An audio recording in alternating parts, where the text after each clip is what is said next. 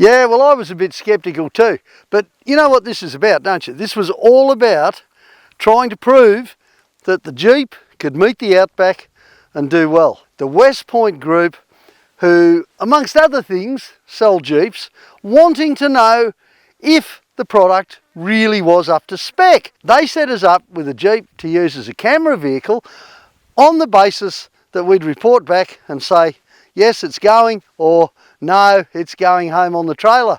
Well, here we are, 3/4 of the way into a huge trip.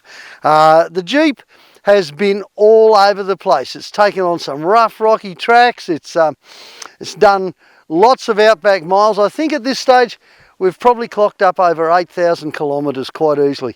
And how has it behaved? Well, pretty much perfectly. We set it up before we left, which with what I would consider is about the basic for outback travel. Everything we put on it is the best we can get to make the Jeep capable. Just in case it got stuck, we've got a VRS winch hidden underneath a steel bash plate. Do you know what? We haven't used the winch once. Why not? Because the Jeep has proven to be really capable off-road. From there, FrontRunner, the rack, well, everyone knows FrontRunners are the best rack. It also allowed us to take the MAXTRAX on the side on a MAXTRAX racks. We have not used them with the Jeep. We haven't had to. But as far as I'm concerned, you don't go anywhere without your MAXTRAX. That'd be crazy.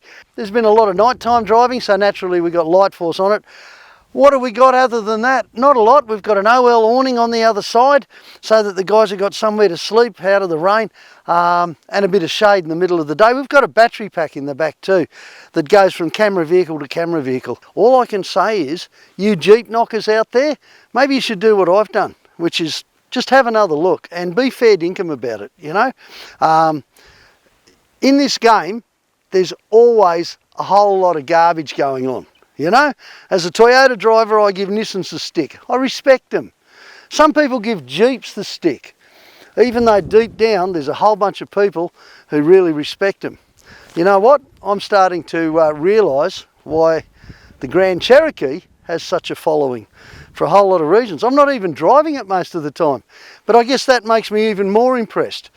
Take a Jeep Outback? Well, I reckon you're going to get home, not a problem at all. And a whole lot more comfortable than me.